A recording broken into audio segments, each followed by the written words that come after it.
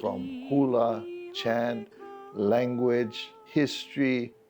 If you are involved in Hawaiian culture in one way or the other, it is impossible for you to go ahead and do what you do if you have not gone through the garden or plantation of knowledge of Mary Kawena Pukui. Impossible. She was the foremost authority on Hawaiian language and culture. She was the most sought after teacher on Hawaiian knowledge. Her knowledge is passed on through her books, through her students. I used to be amazed that she just knew so much. Puna would just write as thoughts came to her mind, and whether it was on the back of an envelope or, a scratch piece of paper, and that collection of all her writings is what we have today. Tutu Kawena, she was tutored by her grandmother, and her grandmother, she was a recognized healer. She was a person of culture. She was a dancer in the royal court. She learned hula from her grandma and from her aunts. That's how she learned, about the family especially. And when her grandmother passed away, then her mother and her aunts took over her education. In 1950, Alice Kalahui, who was a very dear friend of Mrs. Pukui's, asked Mrs. Pukui if she would teach her hula staff chants. Mrs. Pukui's main intent was to preserve the chants and dances of old Hawaii. And she knew that this hula staff went out to the playgrounds to do just that.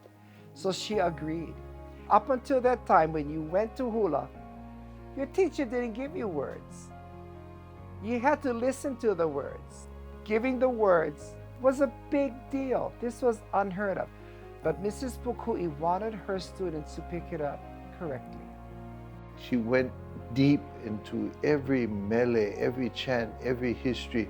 She took something and she broke it down to its smallest denominator where you could fully understand.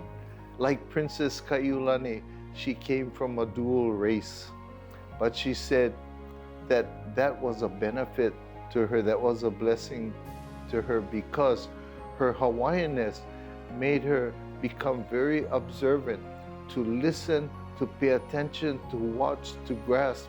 But then her other side, her Caucasian side, gave her that element of asking questions. She was probably the kindest person I ever knew. She was a real Hawaiian grandmother. She wrote a song for me, Mele Ho'ala, wake-up song, when I was just a couple months old. She was the sweetest person, very non-judgmental. She wrote every day, and she was always interested in things. And I admired her for that. One of the very first songs I had learned to sing from Adelaide from Mrs. Pukui was E na hoa kamali I ya o mai kako I pa'ana au kapi apa a e I o. There's just so many beautiful mele that she's written, and I think it's a testament to just who she was too as a person. And hearing what others have to say about her made me realize the reason that she did all of this work, it wasn't for monetary gain. It was really to document and perpetuate what she thought at the time would be lost.